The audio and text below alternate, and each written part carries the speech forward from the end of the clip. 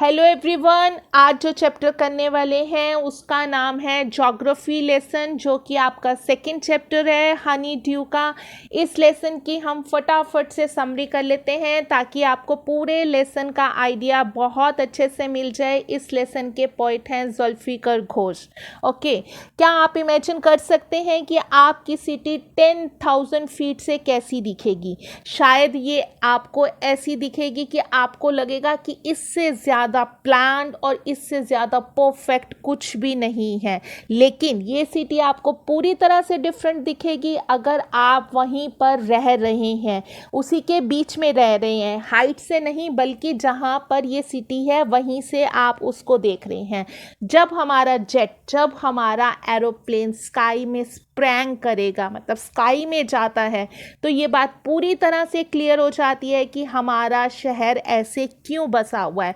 ऊंचाई से 1 माइल भी हमें 6 इंचेस के बराबर लग रहा है, क्योंकि ऊंचाई से हर चीज़ छोटी छोटी नज़र आती है और 1 माइल बहुत ज़्यादा होता है और वो स्क्वीज होकर 6 इंचेस के बराबर लग रहा है। और एक बात बिल्कुल इनएविटेबल है, अटल है, श्योर है कि जब भी हम स्काई में जा रहे होते हैं तो हर चीज़ हमें अनप्लान्ड और विदाउट स्टाइल दिखती है।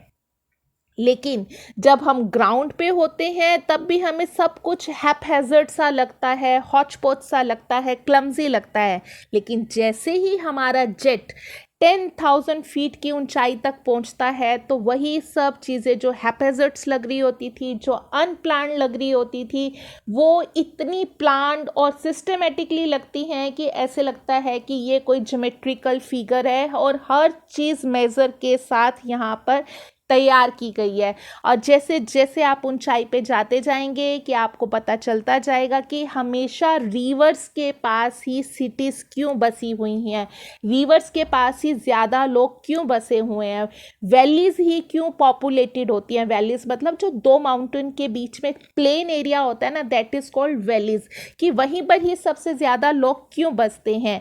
आपको पता है ज्योग्राफी का सबसे बड़ा लॉजिक क्या है? सबसे बड़ा लॉजिक ज्योग्राफी का यही है कि हमेशा लैंड एंड वाटर मैन को हमेशा हमेशा अट्रैक्ट करते हैं। जहाँ पर खुला एरिया होगा, लैंड होगी, और जहाँ पर वाटर होगा वहीं पर ह्यूमन बींग्स ज़्यादा बसना पसंद करते हैं। और ये बात भी पूरी तरह से डेलिनिएटेड हो जाती है, पूरी तरह से शॉन हो जाती है, क्लियर हो जाती है कि जैसे ही जेट उससे ज़्यादा हाइट पे जाता है तो ये बात और क्लियर हो जाती है कि जो अर्थ है ना वो पूरी तरह से राउंड है और लैंड के मुकाबले इस धरती पर सी है, मतलब सी ज़्यादा है और लैंड कम है।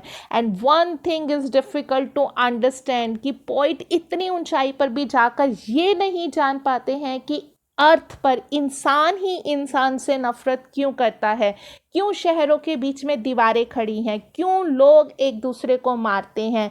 ये बात पोएट को बिल्कुल भी समझ में नहीं आती है। आई होप कि आपको इस लेसन की समरी समझ में आ गई होगी और आपको पूरे लेसन का आइडिया मिल गया होगा। और अगर आपको ये समरी अच्छी लगी तो प्लीज़ मेरे चैनल को सब्सक्राइब करें, लाइक करें एंड शेयर